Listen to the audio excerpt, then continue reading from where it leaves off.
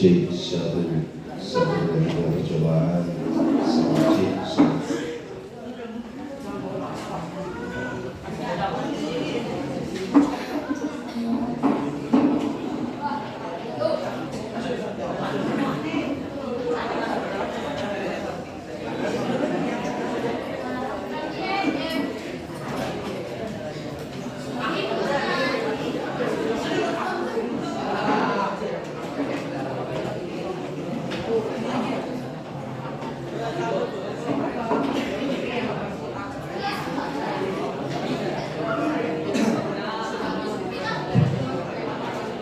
cek 1 2 3. Udah pada segar semua nih ya.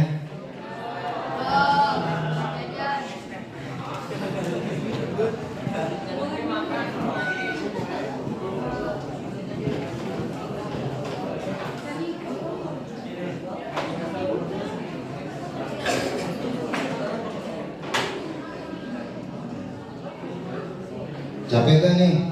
Adik-adikku sekalian, ada yang bawa minum nggak? Ada bawa minum. Yang bawa minum silakan diminum, yang nggak bawa cari air kalau haus ya. Udah semuanya masuk nih belum? Akhwatnya masih ada.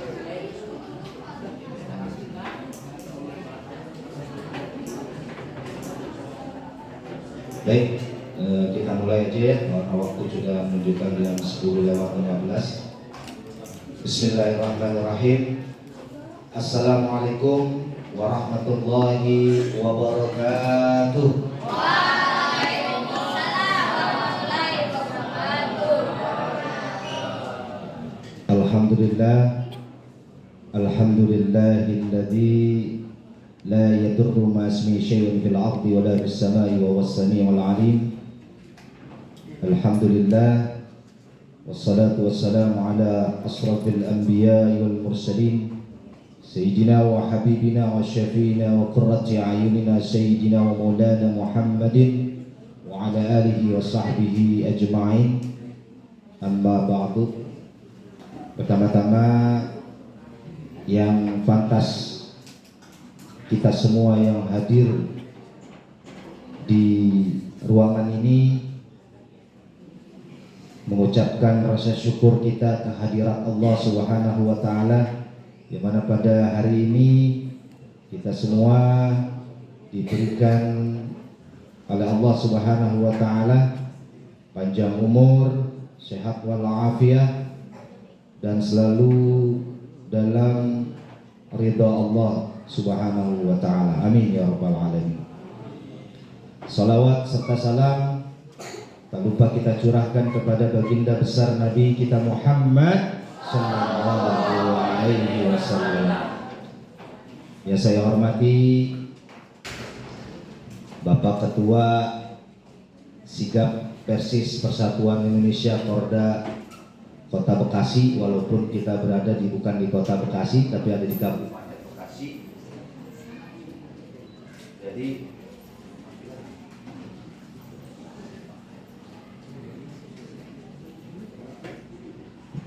Jadi dimanapun kita berada, kita tidak membawa nama wilayah. Ya, saya hormati juga Bapak Haji, ya, saya hormati juga Kepala Sekolah Al-Mahad ya, Al-Nahal Al-Islami, alhamdulillah, yang tadi sudah sudah memberikan sambutannya. Dan juga ya saya hormati adik-adikku, ikhwan dan akhwat yang dicintai oleh Allah Subhanahu wa taala, dan juga para dewan guru yang tidak bisa saya sebutkan satu persatu, nanti akan panjang kalau disebutin satu persatu. Salawat serta salam tak lupa kita semua haturkan kehadirat Nabi kita Muhammad sallallahu alaihi wasallam.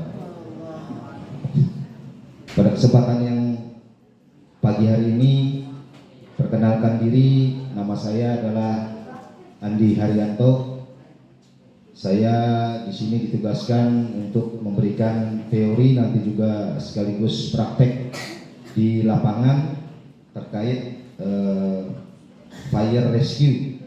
Fire rescue ini memang penting kita ketahui dari usia dini agar nanti pada saat kita melepas atau ke jenjang berikutnya kita sudah punya wawasan mengenai fire rescue.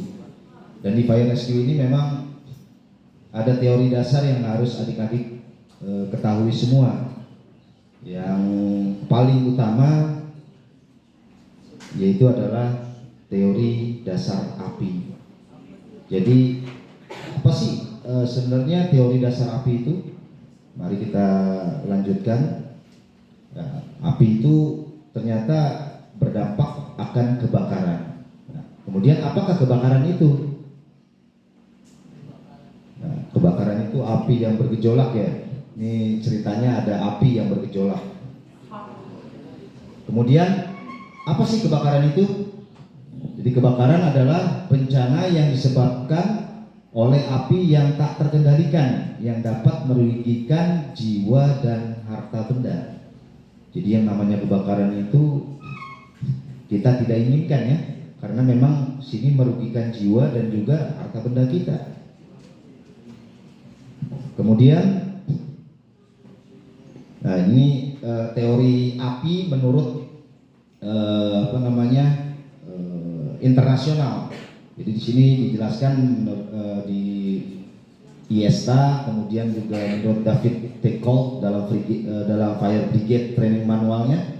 Di sini disebutkan bahwa api adalah suatu reaksi rantai kimia yang dikenal sebagai pembakaran.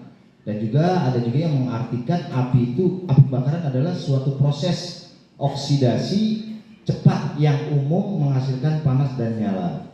Dan juga ada juga api adalah suatu massa atau zat gas yang dapat timbul karena adanya reaksi oksidasi yang bersifat ekstremis dan dapat menghasilkan panas, nyala, cahaya, bara, dan asap. Dan yang terakhir adalah api adalah suatu reaksi kimia dari ketiga unsur secara tepat dan seimbang. Ini yang ketiga ini yang disebut dengan segitiga api, segitiga pembakaran. Lanjut. Nah, sini sebutin nih. Jadi inilah awal mulanya terjadinya api, yaitu adanya oksigen, kemudian adanya panas dan adanya bahan bakar. Nah, segitiga api ini panas. Apa sih panas itu?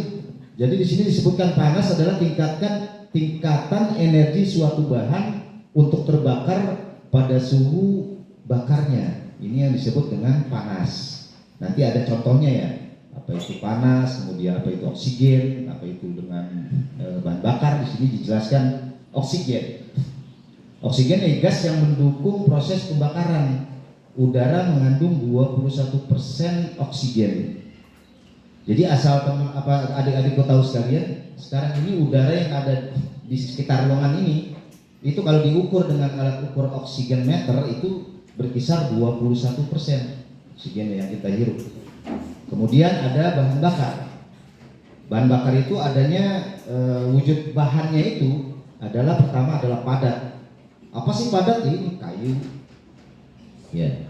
Kemudian ada juga cair. Apa sih cair bahan bakar? Kayak solar, ada premium, ada pertamax. Itu adalah wujud bahan dari cair. Kemudian gas. Nah, gas ini juga salah satu bahan bakar buat terjadinya api. Contohnya seperti apa ya? Setiap hari mungkin adik-adik semua melihat ibu kita sedang memasak di rumah. Nah, itu selalu berhadapan dengan yang namanya api. Jadi memang bukan pada saat kita training ini aja, tapi kejadian ini setiap hari kita lakukan. Ibu kita memasak. Nah, bagaimana caranya agar apabila terjadi sesuatu hal kebakaran ataupun apapun yang mana itu tidak kita inginkan, itu kita tahu cara memadamkan api tersebut.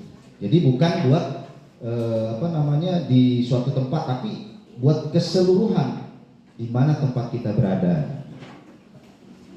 Jadi ini oksigen. Di sini disebutkan nih oksigen di ruangan kita ini 21%. Di sini dilihat seorang manusia berdiri dengan tenang, gitu ya. Tidak kekurangan oksigen. Kemudian oksigennya berkurang.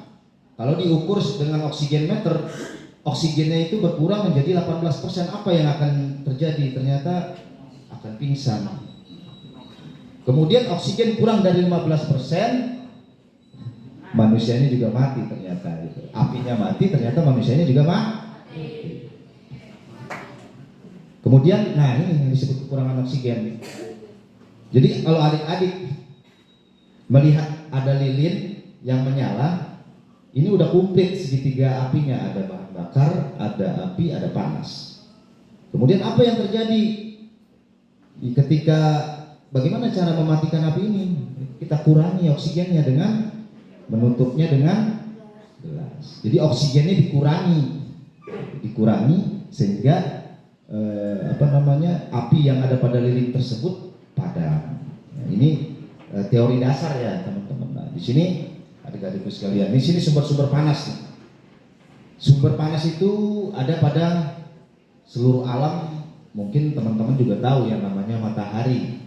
Kemudian yang namanya gunung meletus, apalagi dengan kilatan petir, ini adalah salah satu sumber panas. Ya. Sumber panas yang ada di lingkungan atau di wilayah Indonesia. Kemudian ini sumber panas juga ini, gesekan dan kompresi. Coba adik-adik mengusap tangannya, nah mengusap panasnya.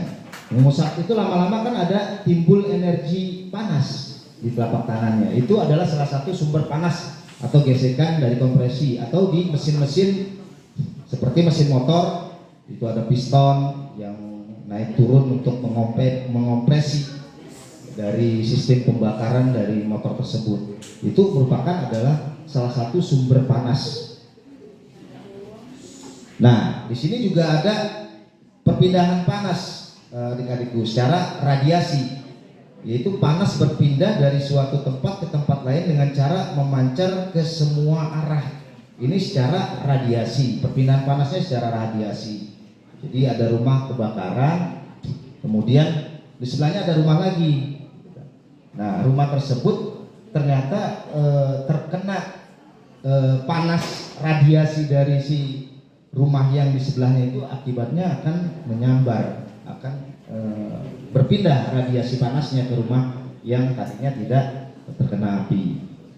Kemudian ini adalah perpindahan panas nih secara konveksi. Ini karena di sini ada 3 lantai, ini bisa terjadi adik-adikku sekalian, perpindahan panas yang terjadi secara konveksi, yaitu panas berpindah dari suatu tempat ke tempat yang lain dengan cara melalui udara atau cairan.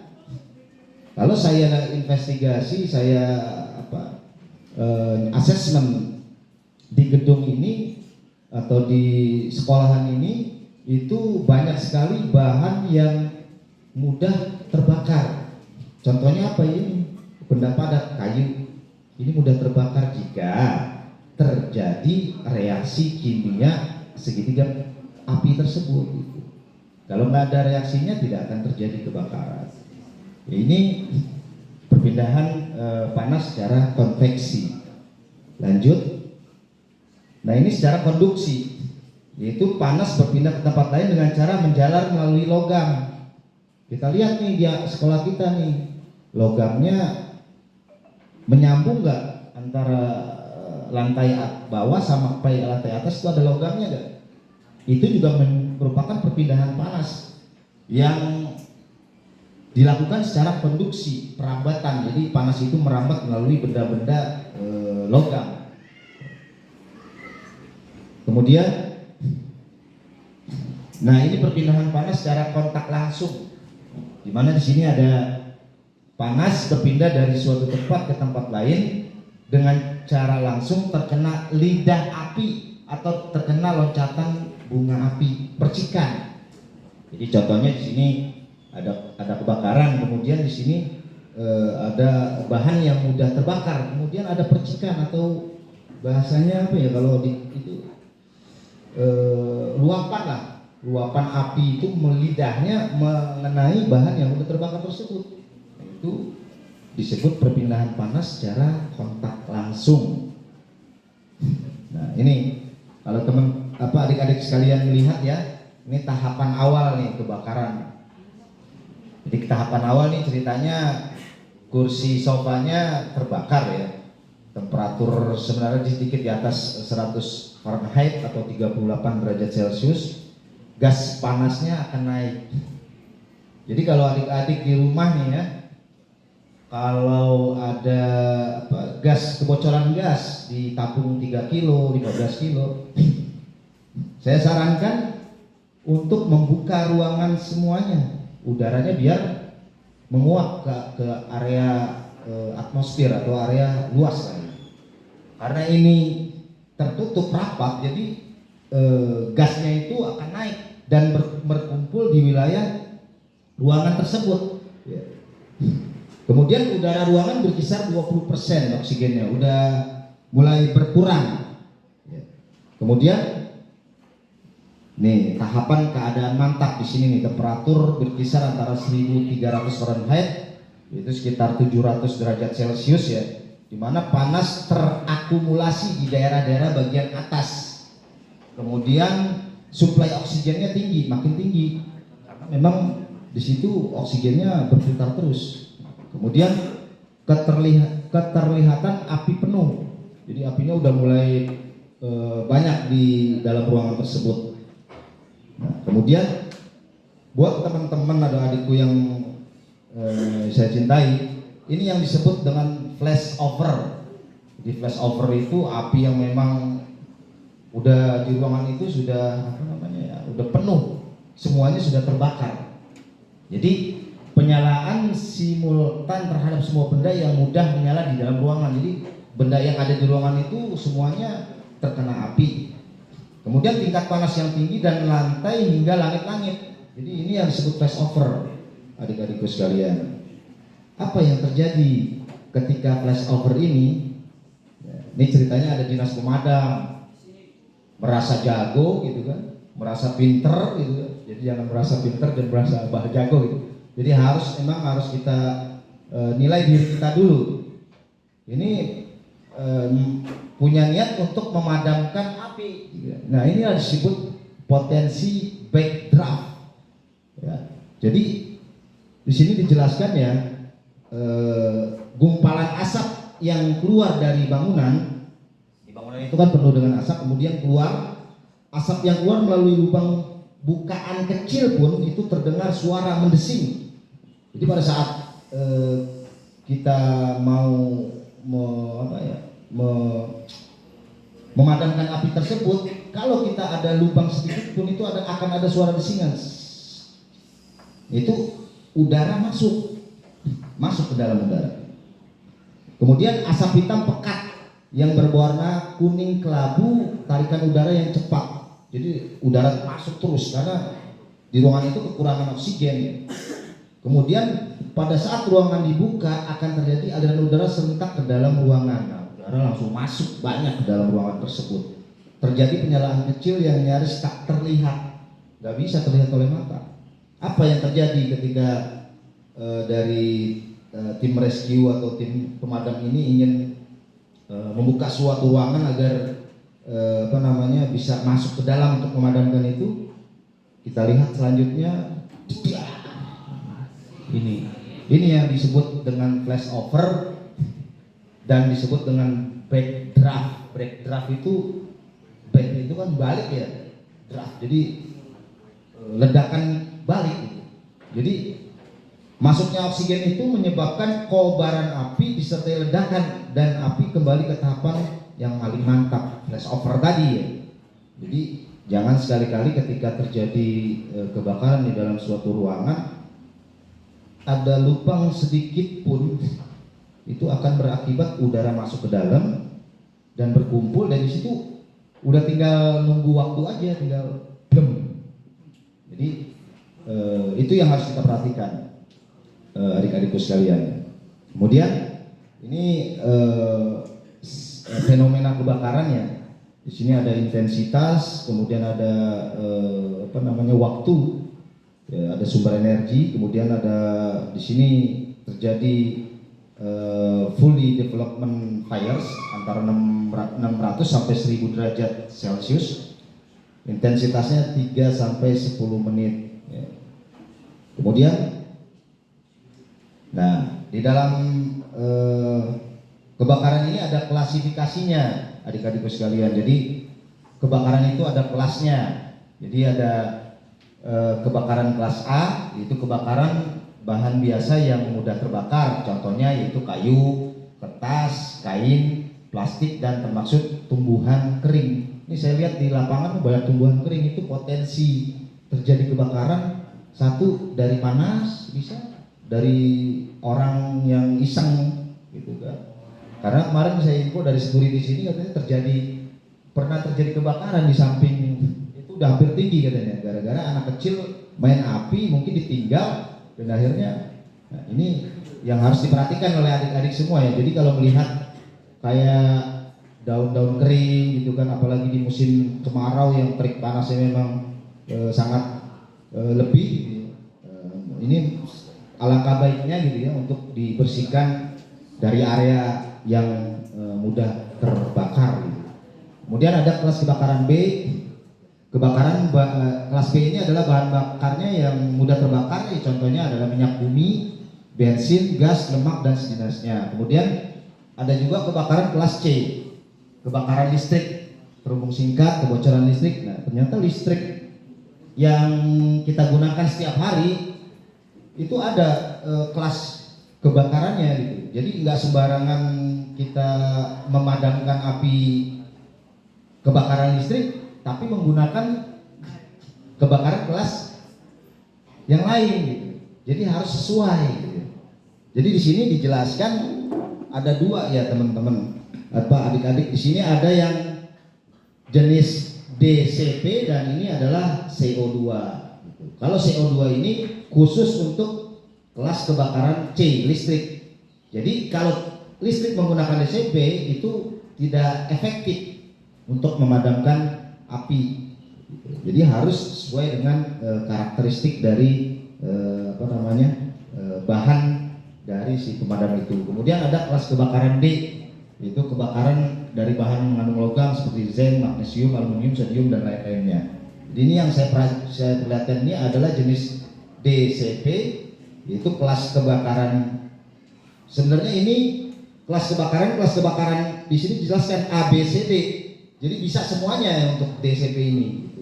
Kalau yang ini untuk C doang, ya, untuk CO2. Kemudian kita lanjut. Nah, di sini juga api juga menurut NFPA, National Fire Protection Association, dibagi juga kelasnya. Jadi ada kelas A, yaitu kebakaran pada benda padat mudah terbakar yang menimbulkan arang atau karbon. Sama sebenarnya sama yang tadi ini ya. Ini menurut National Fire Protection Association. Kemudian kelas B cair, kemudian kelas C kebakaran pada benda masukan listrik, dan juga kebakaran pada logam mudah terbakar. Sama yang tadi ya untuk kelas kebakaran. Cuman ini menurut National Fire Protection Association yang tingkat internasional. Kemudian ini juga ada menurut SAA, Standar Australian Association, ditambahin ada kelas E ternyata di SAA ini, Standar Australian Association.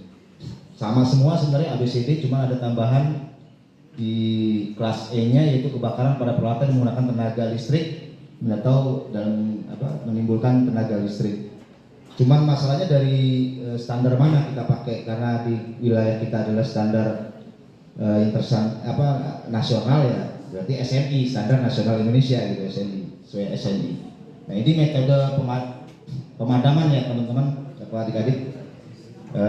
Pertama adalah mengurangi temperatur, kemudian memindahkan bahan bakar, metodenya nih. Terus kemudian mengeluarkan oksigen dan menghambat reaksi kimia. Ternyata ada 4 metode untuk pemadaman api yang terjadi pada saat kebakaran. Nah, ini namanya cooling, pendinginan. Ya, pendinginan ini apa sih yang dihilangkan? Kita lihat nih ya. Tuh, ternyata apa yang hilang tuh? Panasnya. Jadi yang dihilangkan, pokoknya kalau tiga rantai kimia ini ada, itu pasti kebakaran terjadi. Tapi kalau menghilangkan salah satu, itu insya Allah nanti akan padam apinya. Ini secara pendinginan, cooling. Kemudian ada smoothing atau isolasi oksigen, menutup. Ini nanti yang kita praktekkan di lapangan menggunakan karung goni. Itu adalah ini smoothing atau mengisolasi oksigen. Apa yang terjadi ketika kita ini sama aja menghilangkan oksigen, maksudnya dari reaksi kimia tersebut tuh oksigennya dan akhirnya apinya itu akan padam. Cuman harus tahu tekniknya juga, itu nggak sembarangan, dan juga menilai dari bagaimana cara mematikannya. Nanti ada praktek yang kita akan lakukan. Kemudian, nah ini adalah starvation, yaitu men-stop supply bahan bakar. Jadi pada saat misalkan terjadi kebakaran di rumah, gitu ya, ternyata dari gas, gas itulah supply bahan bakarnya yang kita tutup katupnya atau regulatornya kita cabut. Kemudian ini adalah ini kan rantai kimianya,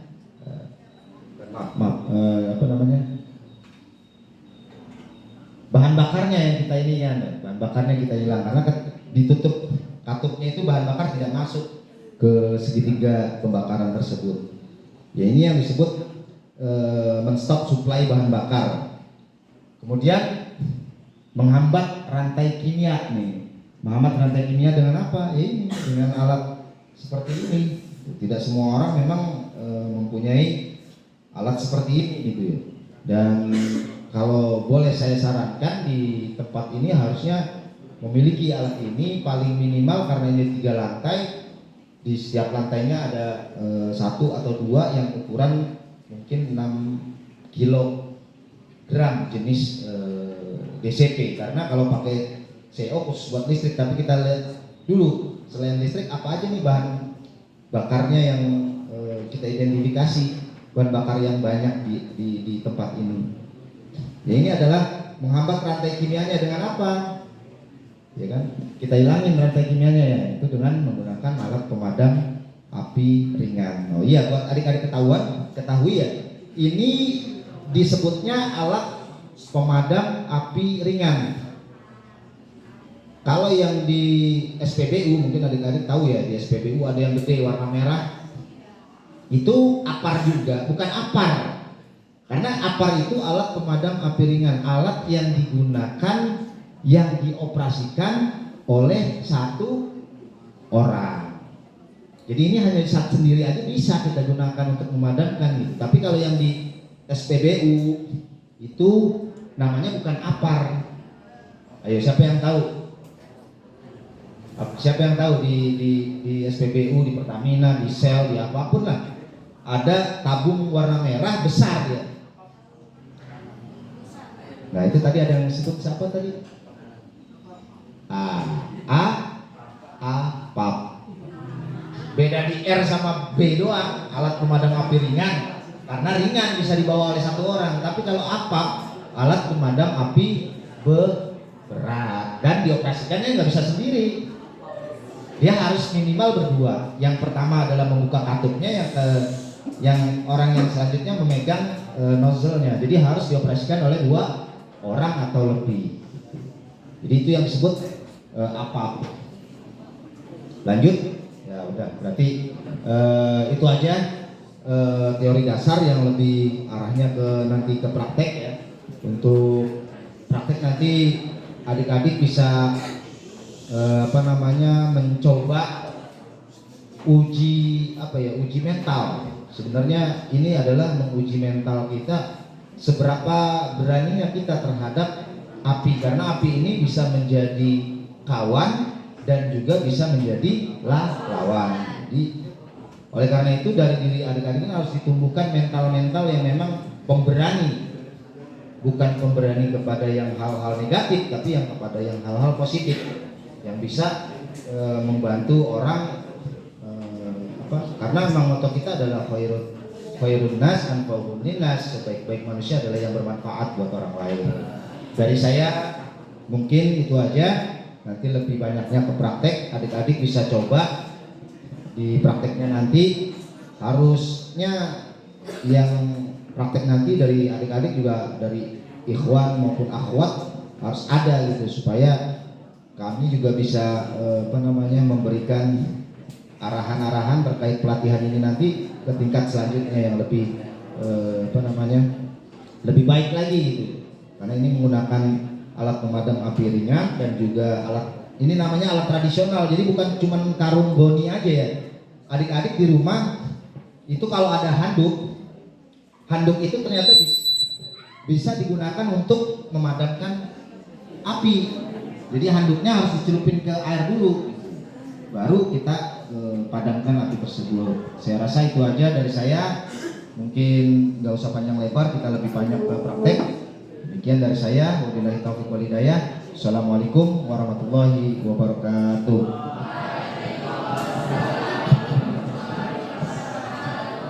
Terima kasih Pak Adi. Nah, nanti kalau ada pertanyaan boleh sebelum kita ke lapangan. Ada pertanyaan?